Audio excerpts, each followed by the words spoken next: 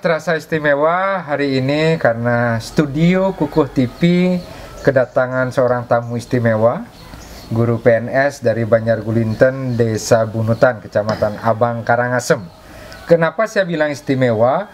Karena yang pertama menjadi PNS di Banjargulinten. Saat ini umurnya berapa Pak Yan? Sudah 37 tahun. Umur 37 tahun. Jadi PNS umur berapa?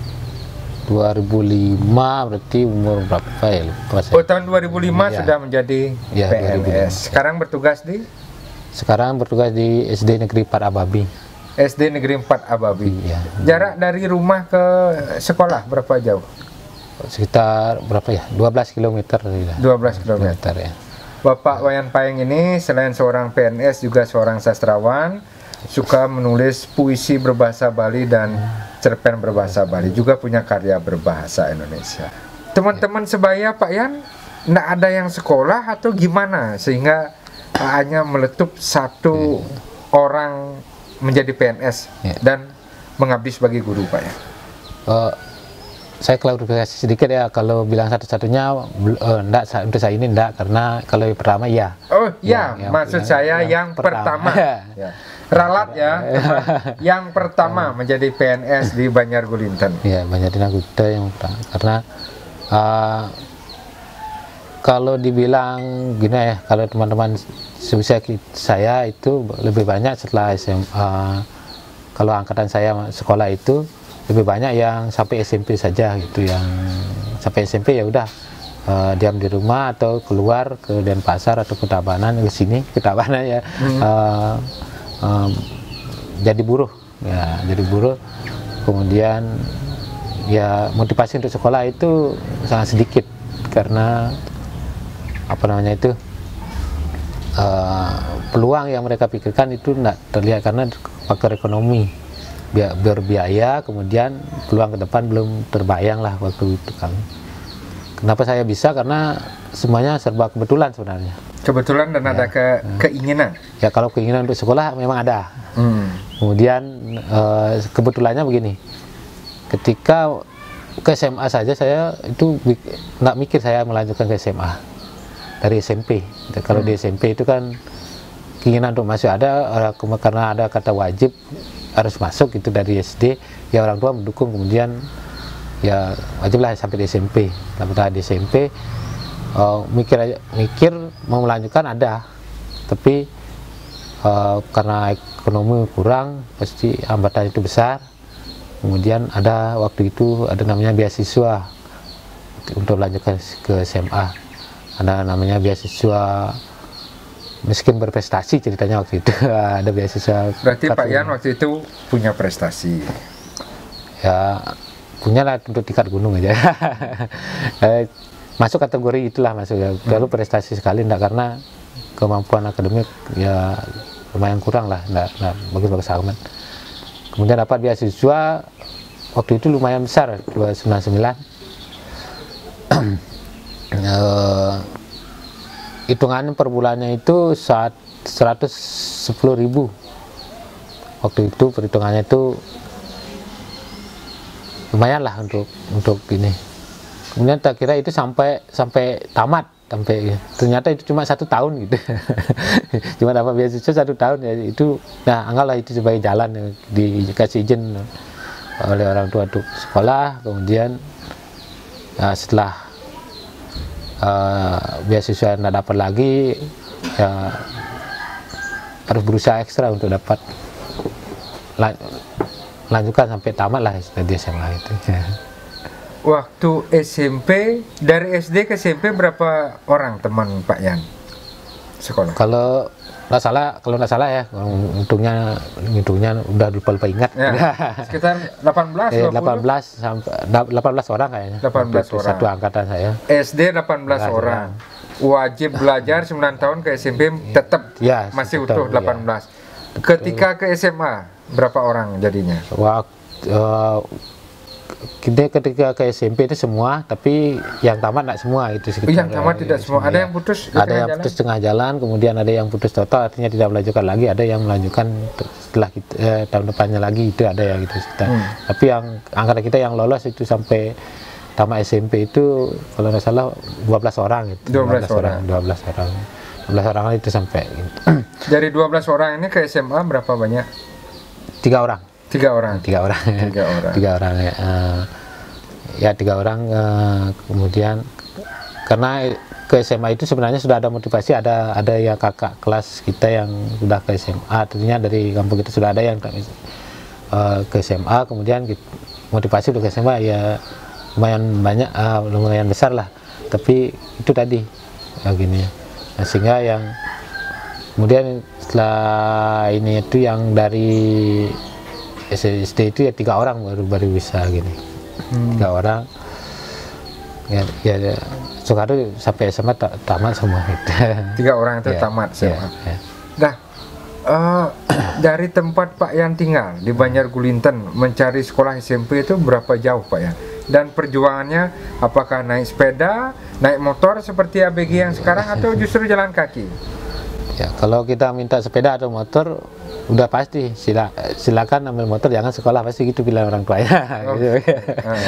Artinya waktu itu karena kita memang tempatnya di perbukitan, di bukit-bukit dekat Lempuyang, itu ada bukit-bukit di sekitar sana lah saya.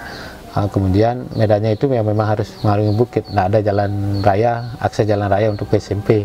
Berarti harus jalan kaki? Jalan kaki ya. Kita jalan kaki itu minimal itu sudah jam 5 itu sudah harus jalan. Jam 5 pagi itu ya kita harus jalan untuk ngejar target jam 7:30 sampai di sekolah gitu. Itu berapa, 2,5 jam dong ya, berarti perjalanan jalan kaki ya. Turun bukit ya. Ada melewati anak sungai atau apa barangkali? Oh, medannya kalau kita berangkat ke sekolah itu turun semua, sehingga kalau memang waktunya mepet sekali kita bisa lari lah istilahnya. Kalau ke sekolah itu memang medannya turun, kita turun karena kita ada di puncak gunung, turun kemudian melewati banjar tetangga itu istilahnya. Kemudian di sana memang ada sungai cukup besar ya, tapi enggak apa namanya musiman lah, istilah kalau musim hujan baru berisi air. Sampai menyeberang sungai, melepas sepatu gitu? Oh, enggak. Ada jembatan? Enggak, kita apa namanya di pinggir sungai lah. Oh, di pinggir sungai. Enggak ada yang sampai besar itu sungai. Gitu. Cuma yang hambatan waktu itu tebing. Ya, di perjalanan itu kita terjal ya. Rawan longsor juga lah gitu. Rawan longsor.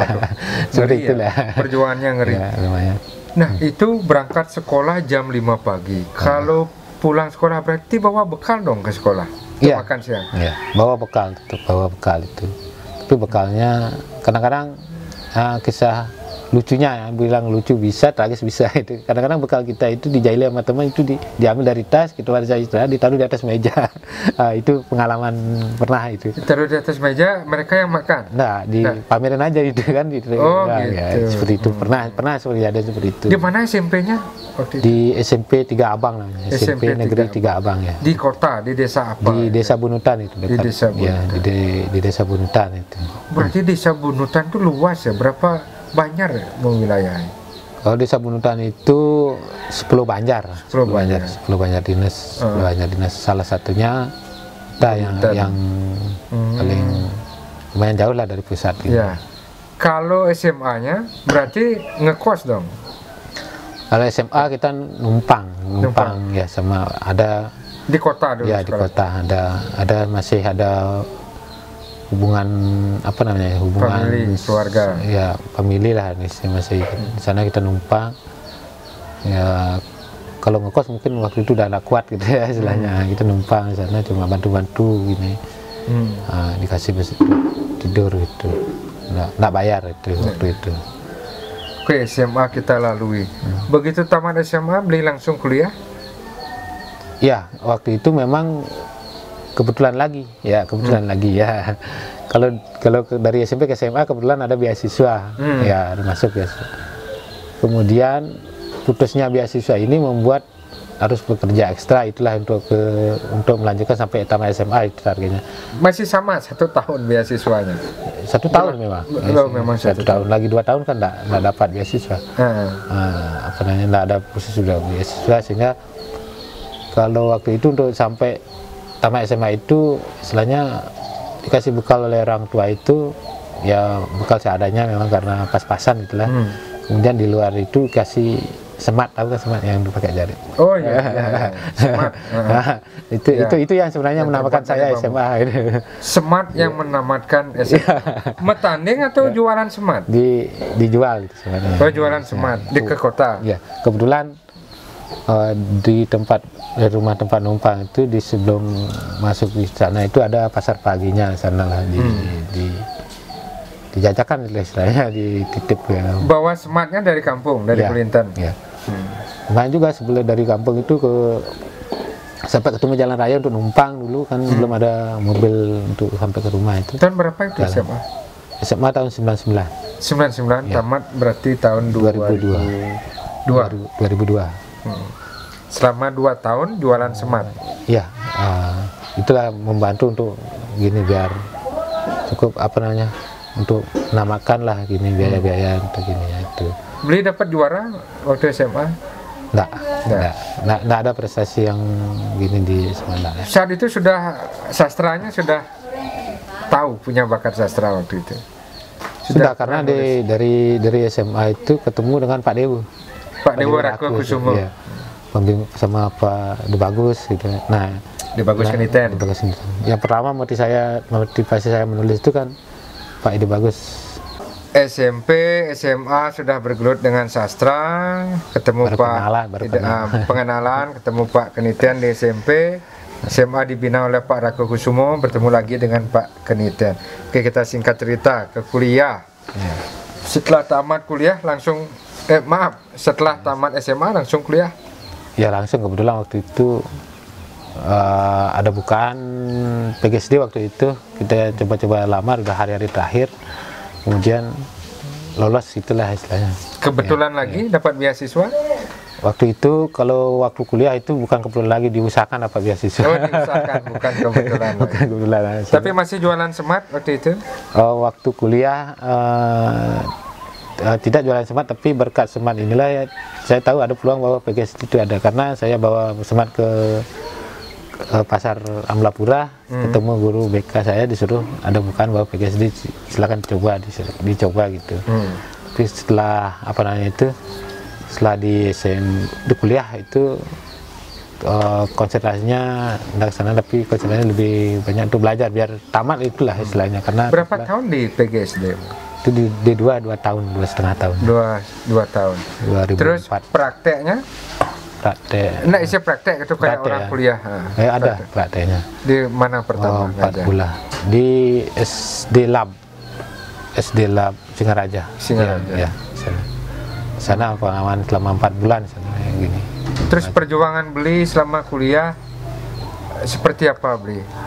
Bolak-balik kampung atau ngekos di sana? Terus usaha untuk beli punya modal, apakah jualan semat lagi atau apa? Yang waktu itu kalau perjuangan itu yang waktu itu kita orientasinya untuk fokus pada belajar, pokoknya jangan sampai ini lepas, itulah istilahnya. Kalau kegiatan yang lain itu paling lebih banyak bantu-bantu karena dapat kerjaan tambahan gitu, misalnya bantu-bantu cutiin teman yang gitu-gitu yang gitu. Ya itu yang lebih fokus ke sana, karena selain belajar mengerti dan sebagainya, kemudian itu yang lebih memungkinkan, karena kan kalau di sana saya ngekos selama 2 tahun itu, kemudian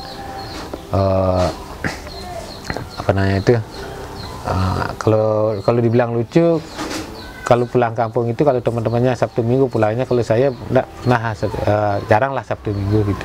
Saya dengan jalan, karena biasanya nunggu teman datang dari kampung, pinjam modal, pinjam bekal untuk pulang gitu. Begitulah perjuangannya beliau. Setelah PGSD 2 tahun itu langsung ada bukaan CPNS gitu. CPNS, bahkan sebelum yudisium udah ada bukaan. Langsung ikut.